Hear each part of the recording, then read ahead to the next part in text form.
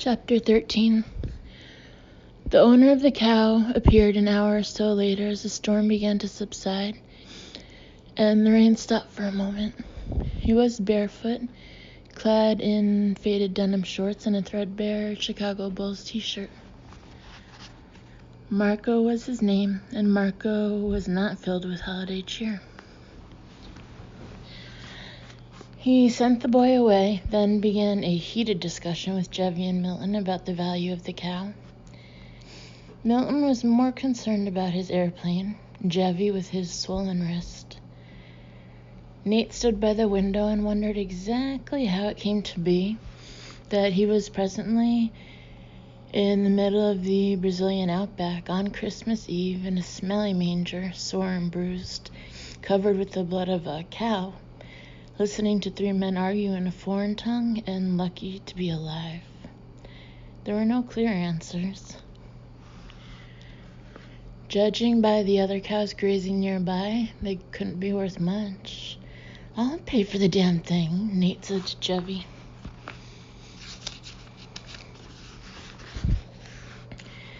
Jevy asked the man how much, then said 100 reais. Reais, R-E-A-I-S. "Does he take American Express?" Nate asked, but the humor missed its mark. "I'll pay it. $100. He'd pay that much just for Marco to stop griping." The deal was sealed, and the man became their host. He led them to his house, where lunch was being prepared by a short barefoot woman who smiled and welcomed them profusely. For obvious reasons, guests were unheard of in the Pantanal, and when they realized Nate was from the States, they sent for the kids. The boy with the stick had two brothers, and their mother told them to examine Nate because he was an American. She took the man's shirts and soaked them in a basin filled with soap and rainwater. They ate rice and black beans around a small table, bare-chested and unconcerned about it. Nate was proud of his toned biceps and flat stomach. Jevy had the cut look of a serious weightlifter. Poor Milton showed the signs of rapidly approaching middle age, but clearly didn't care. The three said little over lunch. The horror of the crash was still fresh. The children sat on the floor beside the table, eating flatbread and rice, watching every move Nate made. There is a small river a quarter of a mile down the trail, and Marco had a boat with a motor. The Paraguay River was 5 hours away. Maybe he had enough gasoline, maybe he didn't. But it would be impossible with all three men in the boat.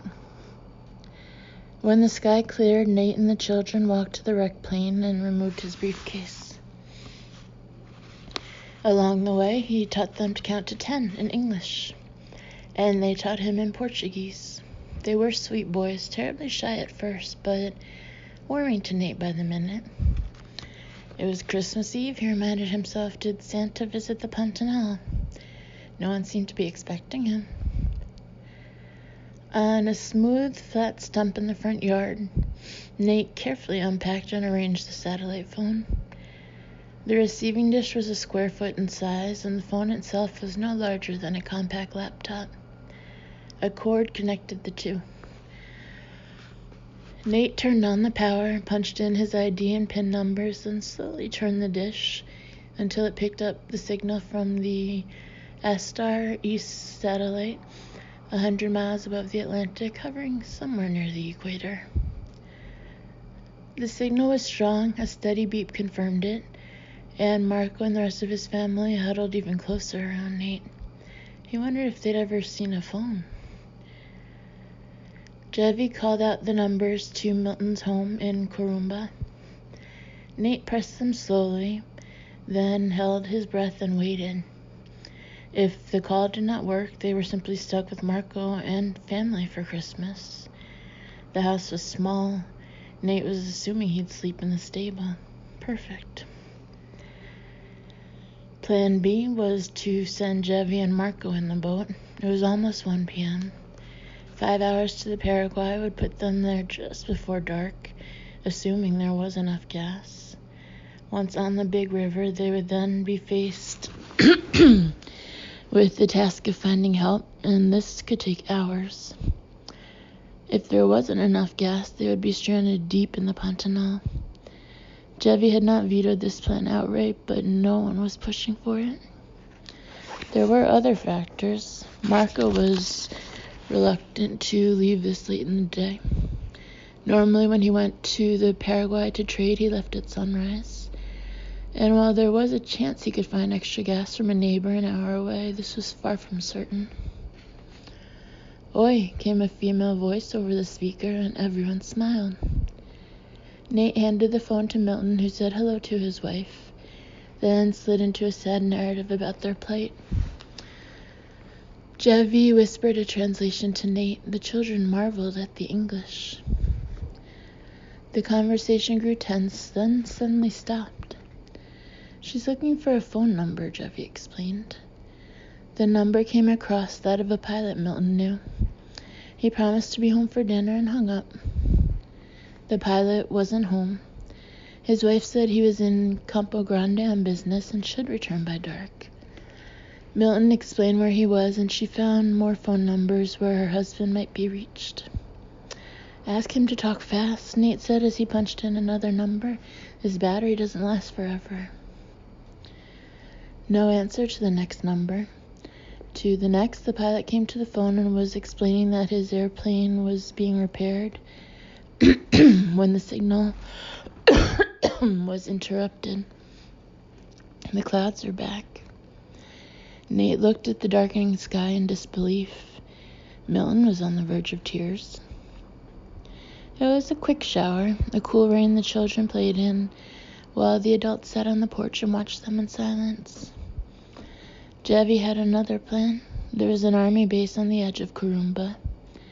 He had not been stationed there, but he lifted weights with several of the officers. When the sky was clear again, they returned to the stump and huddled around the phone. Jevi called her friend who found phone numbers. The army had helicopters. It was, after all, a plane crash. When the second officer answered the phone, Jevi rapidly explained what had happened and asked for help. Watching Jevi's end of the conversation was torture for Nate. He understood not a word, but the body language told the story. Smiles and frowns, urgings and pleas, frustrating pauses, then the repetition of things already said. When Jevi finished, he said to Nate, "He will call his commandant. He wants me to call back in an hour." An hour seemed like a week. The sun returned and baked the wet grass. The humidity was thick. Still shirtless, Nate began to feel the stinging of a sunburn. They retired to the shade of a tree to escape the sun. The madam checked on their shirts, which had been left hanging during the last shower and were still wet. Jevi and Milton had skin several shades darker than Nate's, and they were unconcerned about the sun. It didn't bother Marco either, and the three of them walked to the airplane to inspect the damage. Nate stayed behind under the tree where it was safe. The heat of the afternoon was stifling. His chest and shoulders were beginning to stiffen, and the idea of a nap crossed his mind. But the boys had other plans. He finally got their names. Louis was the oldest, the one who chased a cow from the airstrip seconds before they landed. Ollie was the middle one, and the smallest was Tomas. Using the phrase book he kept in his briefcase, Nate slowly broke the language barrier. "Hello, how are you? What is your name? How old are you? Good afternoon." The boys repeated the phrases in Portuguese so Nate could learn the pronunciation. Then he made them do it in English. Jevi returned with maps, and they made the phone call. There appeared to be some interest on the part of the army. Milton pointed to a map and said Fazenda Esperança, which Jevi repeated with great enthusiasm. It waned those seconds later, then he hung up. "He can't find the commandant," he said in English, trying to appear hopeful. "It is, Christmas." Christmas in the Pantanal, 95 degrees with humidity even higher, a scorching sun with no sunblock, Bugs and insects with no repellent, cheerful little kids with no hope of getting toys, no music because there was no electricity, no Christmas tree, no Christmas food or wine or champagne. This is an adventure, he kept telling himself. Where's your sense of humor? Nathan returned the phone to its case and clamped it shut. Milton and Javi walked to the airplane. Madam went into the house. Marco had something to do in the backyard. Nate went for the shade again, thinking how nice it would be to hear just one verse of White Christmas while sipping a glass of bubbly. Lewis appeared with 3 of the scrawniest horses Nate had ever seen. One had a saddle, a cruel-looking device made of leather and wood and resting on a bright orange pad, which appeared to be old shag carpet. The saddle was for Nate.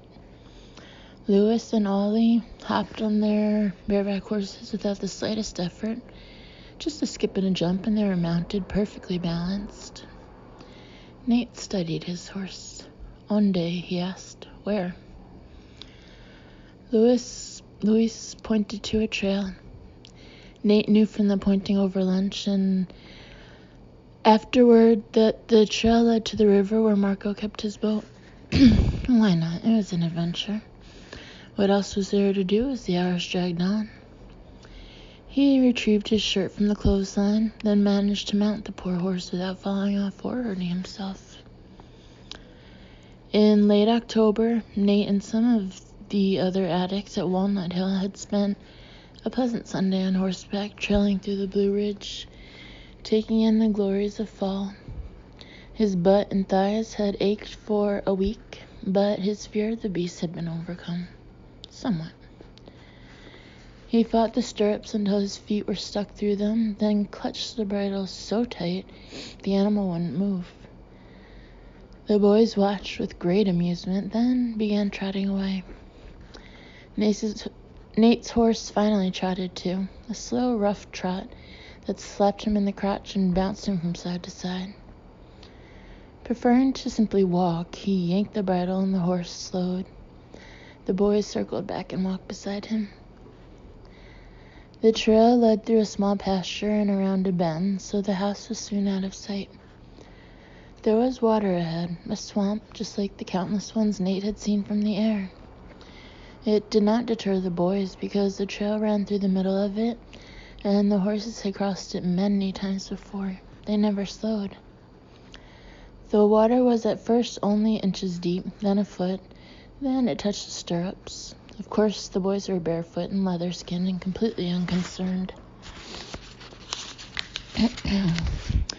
about the water or what might be in it.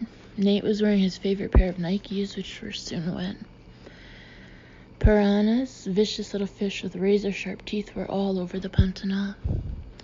He preferred to turn around, but had no idea how to communicate this. "Luis," he said, his voice betraying his fears. The boys looked at him without the slightest trace of concern. When the water was chest deep on the horses, they slowed a little. A few more steps and Nate saw his feet again. The horses emerged on the other side where the trail resumed. They passed the remnants of a fence to their left, then a dilapidated dwelling. The trail widened into an old roadbed. Many years earlier, the fazenda, had been more substantial, no doubt with a large cattle operation and many employees. The Pantanal had been settled over 200 years earlier. Nate knew from his collection of reading materials, and little had changed. The isolation of the people was astounding. There was no sign of neighbors or other children, and Nate kept thinking about schools and education. Do the kids flee when they're old enough to Corumba to find jobs and spouses? Or do they tend the small farms and raise the next generation of pantaneros?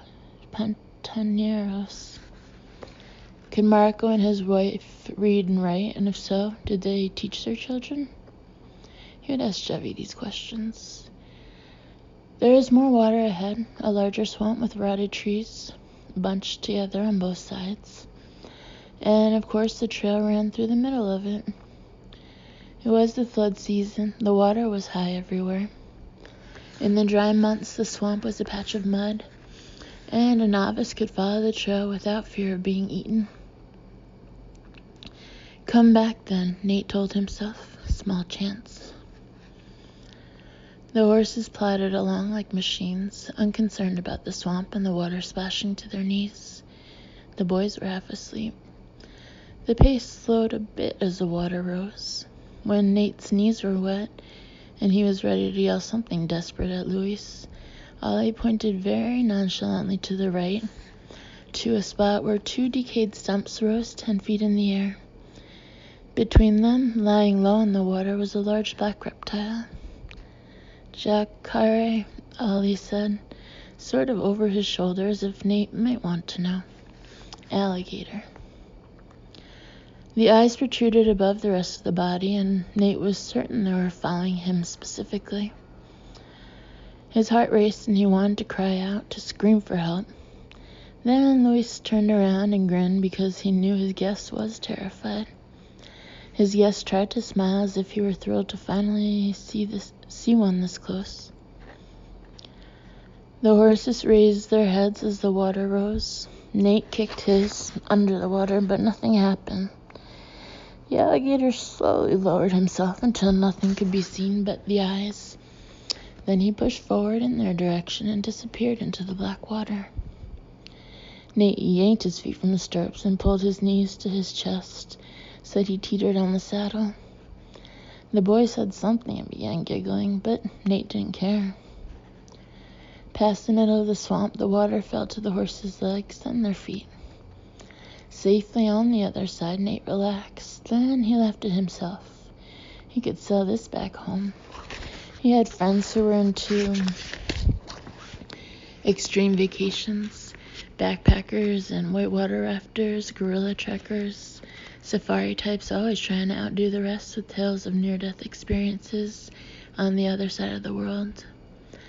Throw in the ecological angle of the Pantanal, and for $10,000 they would gladly hop on a pony and wade through swamps, photographing snakes and alligators along the way. With no river in sight, Nate decided it was time to turn back. He pointed at his watch, and Luis led them home. The commandant himself was brought to the phone. He and Jevy traded army talk for 5 minutes. Places they'd been stationed, people they knew, while the battery indicator light blinked faster, and the sat phone slowly ran out of gas. Nate pointed. Jevy responded by explaining to the commandant that this was their last chance.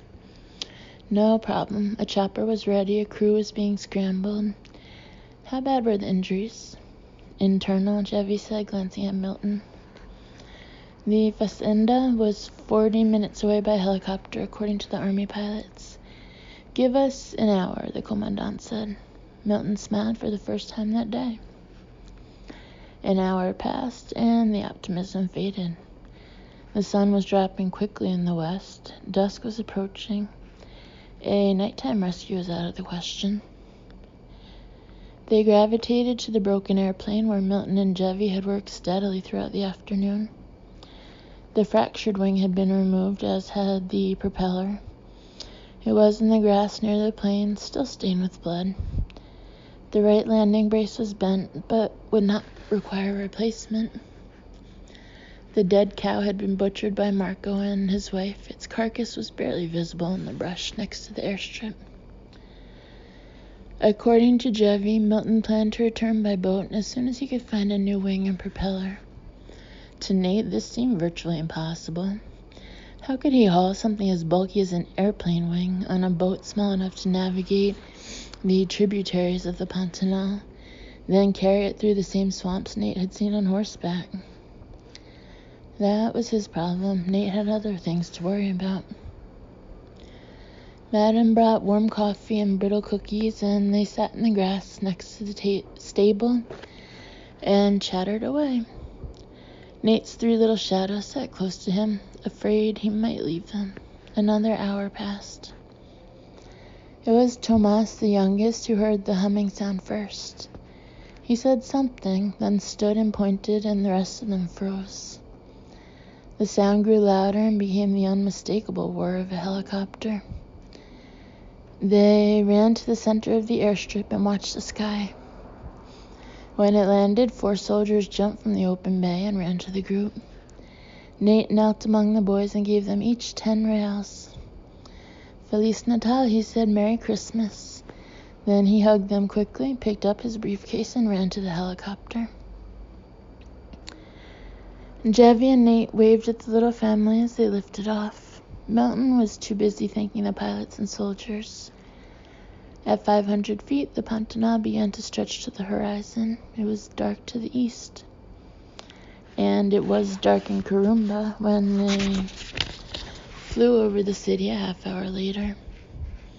It was a beautiful sight, the buildings and houses, the Christmas lights, the traffic. They landed at the army base west of town on a bluff above the Paraguay River. The commandant met them and received the profuse thanks he so richly deserved. He was surprised at the lack of serious injuries, but happy nonetheless at the success of the mission. He sent them away in an open jeep driven by a young private.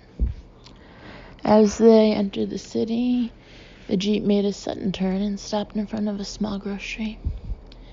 Jevy walked inside and returned with 3 bottles of Brahma beer. He gave 1 to Milton and 1 to Nate. After a slight hesitation, Nate unscrewed the cap and turned the bottle up. It was very wet and cold and thoroughly delicious. And it was Christmas, and what the hell, he could handle it. Riding in the back of the jeep through the dusty streets, the humid air rushing against his face, cold beer in hand, Nate reminded himself of how lucky he was to be alive. Nearly 4 months earlier, he had tried to kill himself. 7 hours earlier, he had survived a crash landing. But the day had accomplished nothing. He was no closer to Rachel Lane than he'd been the day before. The first stop was the hotel. Nate wished them all a Merry Christmas, then went to his room, where he undressed and stood in the shower for 20 minutes. There were 4 cans of beer in the refrigerator. He drank them all in an hour, assuring himself with each can that this was not a slide. It would not lead to a crash. Things were under control. He'd cheated death, so why not celebrate with a little Christmas cheer? No one would ever know. He could handle it. Besides, sobriety had never worked for him. He would prove to himself that he could handle a little alcohol. No problem. A few beers here and there. What was the harm? Chapter 14. The phone woke him, but it took a while to get to it. The beer had no lingering effect other than guilt, but the little adventure in the Cessna was taking its toll. His neck, shoulders, and waist were already dark blue. Neat rows of bruises where the harnesses had held him in place as the plane slammed into the ground. There were at least 2 knots in his skull, the first from a lick he could remember, the second from one he could not. His knees had cracked the backs of the pilot's seats. Slight injuries at first, he thought, but their severity had increased during the night. His arms and neck were sunburned. Merry Christmas, the voice greeted him. It was Valdir, and it was almost 9. Thank you, Nate said. Same to you. Yes, how are you feeling? Fine, thanks. Yes, well, Jevy called me last night and told me about the airplane. Milton must be a crazy man to fly into a storm. I'll never use him again. Neither will I. Are you okay? Yes. Do you need a doctor? No. Jevy said he thought you were okay. I'm fine, just a little sore. There was a slight pause as Valdir changed speeds. We're having a small Christmas party in my home this afternoon, just my family and a few friends. Would you like to join us? There was a stiffness to the invitation. Nate couldn't tell if Valdir was only trying to be polite or if it was a matter of language and accent. That's very kind of you, he said, but I have a lot of reading to do. Are you sure? Yes, thanks. Very well. I have some good news. I rented a boat yesterday, finally. It didn't take long to leave the party and get to the boat. Good.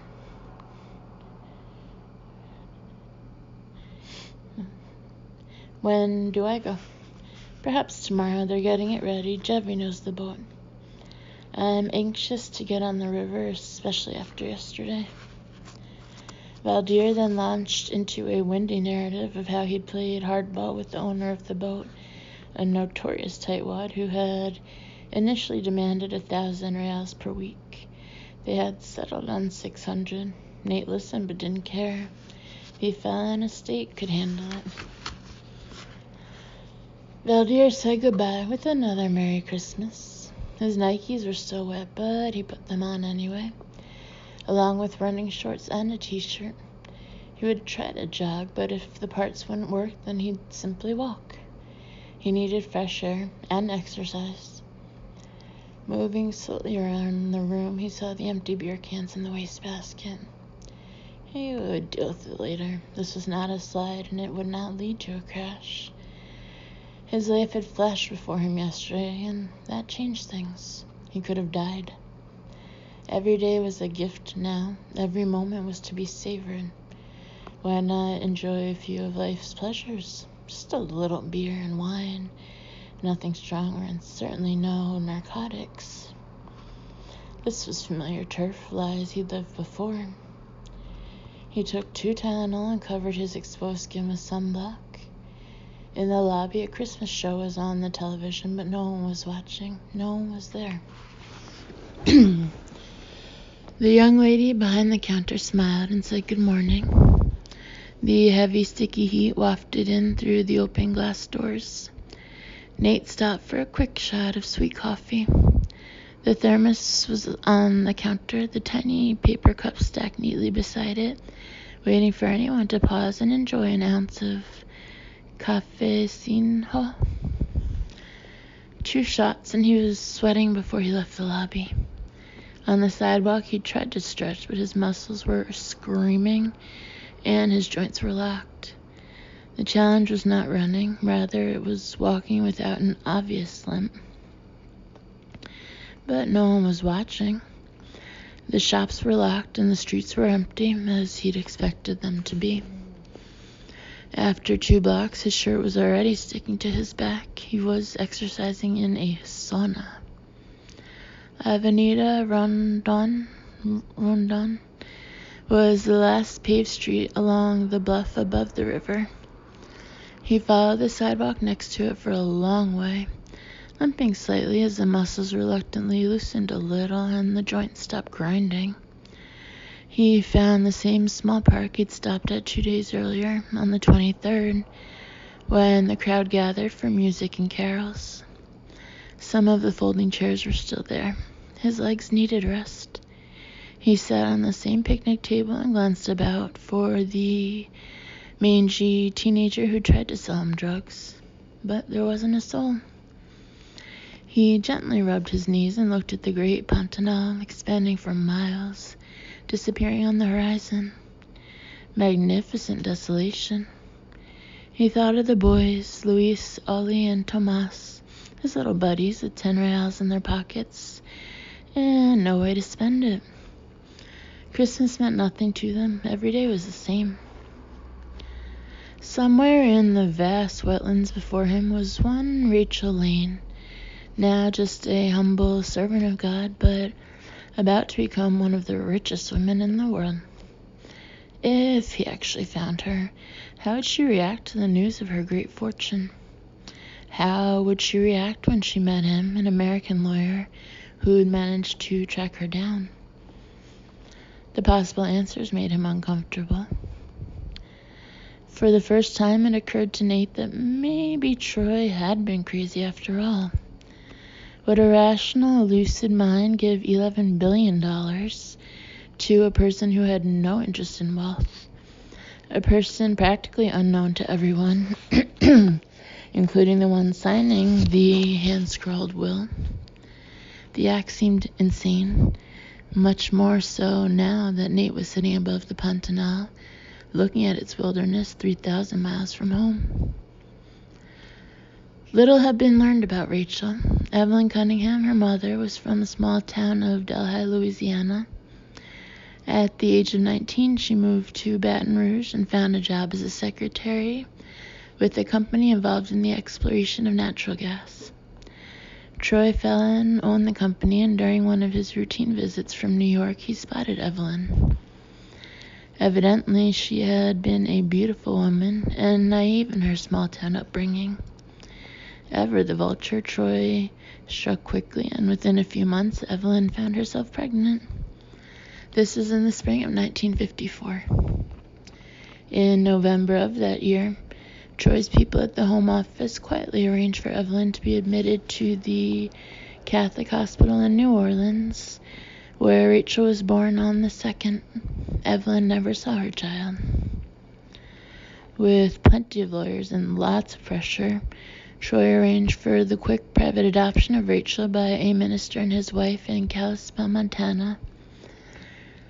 He was buying copper and zinc mines in the state and had contacts through his companies there. The adoptive parents did not know the identities of the biological ones. Evelyn didn't want the child, nor did she want anything further to do with Troy Phelan. She took $10,000 and returned to Delhi, where, typically, rumors of her sins were waiting for her. She moved in with her parents, and they waited patiently for the storm to pass. It did not. With the cruelty that is peculiar to small towns, Evelyn found herself an outcast among the people she most needed. She rarely left the house, and with each time retreated even farther to the darkness of her bedroom. It was there, in the hidden gloom of her own little world, that Evelyn began to miss her daughter. She wrote letters to Troy, none of which were answered. The secretary hid them and filed them away. 2 weeks after his suicide, one of Josh's investigators found them buried in Troy's personal archives in his apartment. As the years passed, Evelyn sank deeper into her own abyss. The rumors became sporadic, but never went away. The appearance of her parents at church or at the grocery always prompted stares and whispers, and they eventually withdrew too. Evelyn killed herself on November 2nd, 1959, on Rachel's 5th birthday. She drove her parents' car to the edge of town and jumped off a bridge. The obituary and the story of her death in the local paper found their way to Troy's office in New Jersey, where they were also filed away and hidden. Very little had been learned about Rachel's childhood. The Reverend and Mrs. Lane moved twice, from Kalispell to Butte, B-U-T-T-E, then from Butte to Helena. He died of cancer when Rachel was 17. She was an only child. For reasons no one but Troy could explain, he decided to re-enter her life as she was finishing high school. Perhaps he felt some measure of guilt. Perhaps he was worried about her college education and how she would never afford it. Rachel knew she was adopted, but had never expressed an interest in knowing her real parents.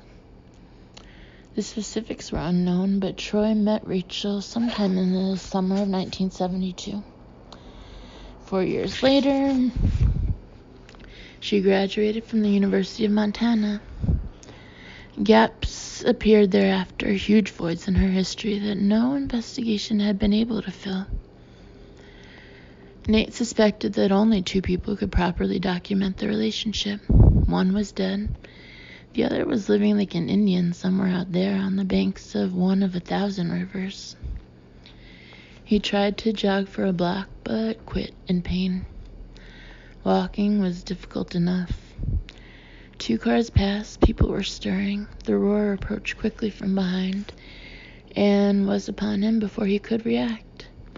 Chevy slammed on the brakes next to the sidewalk. "Bom dia," he yelled above the engine. Nate nodded. "Bom dia." Chevy turned the switch and the engine died. "How do you feel?" Sore. And you? No problem. The girl at the desk said you were running. Let's go for a ride.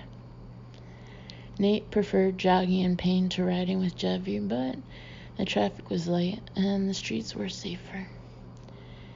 They drove through downtown with his chauffeur still thoroughly ignoring all lights and stop signs. Jevy never looked around as they sped through intersections. I want you to see the boat, Jevy said at one point. If he was sore and stiff from the crash landing, he didn't show it. Nate only nodded. There is a boatyard of sorts on the east end of town, at the foot of the bluff on a small inlet where the water was murky and oil-stained. A sad collection of boats rocked gently in the river. Some had been scrapped decades earlier. Others were rarely used. 2 were obviously cattle boats, with their decks sanctioned into muddy wooden pens. There it is, Jevy said as he pointed in the general direction of the river. They parked on the street and walked down the bank. There were several fishing boats, small and low in the water, and their owners were either coming or going. Nate couldn't tell. Jevy yelled at 2 of them, and they retorted with something humorous. My father was a boat captain, Jevy explained. I was here every day. Where is he now? Nate asked. He drowned in a storm. Wonderful, thought Nate. The storms get you both in the air and on the water. A sagging sheet of plywood bridged the dirty water and led to their boat. They stopped at the edge of the bank to admire the vessel, the Santa Laura. How do you like it? Jevy asked. I don't know, Nate replied. It was certainly nicer than the cattle boats. Someone was hammering in the back of it. A coat of paint would help tremendously.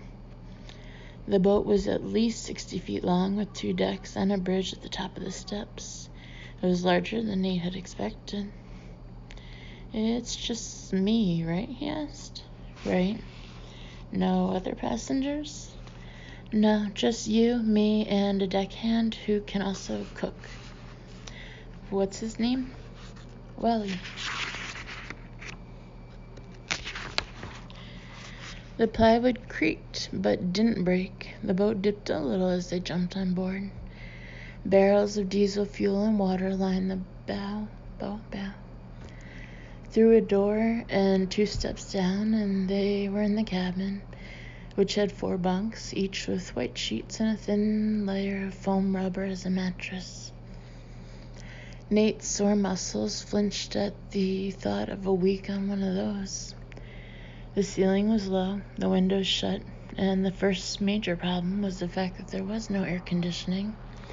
The cabin was an oven.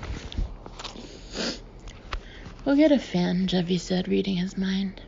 It's not so bad when the boat is moving. This was impossible to believe. Shuffling sideways, they moved along the narrow walkway toward the rear of the boat, passing along the way a kitchen with a sink and a propane stove, the engine room, and finally a small bathroom. In the engine room, a grimy, shirtless man was sweating profusely and staring at a wrench in his hand as if it had offended him. Jevy knew the man and managed to say the wrong thing because sharp words suddenly filled the air. Nate retreated to the rear walkway where he found a small aluminum boat tied to the Santa Laura. It had paddles and an outboard motor, and Nate suddenly had a vision of himself and Jevy scooting across shallow water, darting through weeds and trunks, dodging alligators, chasing another dead end. The adventure was growing. Jevy laughed, and the tension eased. He walked to the rear of the boat and said, He needs an oil pump. The store is closed today. What about tomorrow? Nate asked. No problem. What's this little boat for? Lots of things. They climbed the graded steps to the bridge where Jevy inspected the wheel and engine switches. Behind the bridge was a small open room with 2 bunks. Jevy and the deckhand would take turns sleeping there, and farther behind was a deck, about 15 square feet in size and shaded with a bright green canopy. Stretched the length of the deck was a comfortable-looking hammock, which immediately caught Nate's attention. "This is yours," Jeffy said with a smile. "You will have lots of time to read and sleep." "How nice," Nate said. "This boat is sometimes used for tourists, usually Germans who want to see the Pantanal." "Have you worked as the captain on this boat?" "Yes, a couple of times, several years ago. The owner is not a pleasant man." Nate carefully sat on the hammock, then swung his damaged legs around until he was fully fitted into it. Jeffy gave him a push, then left to have another chat with the mechanic.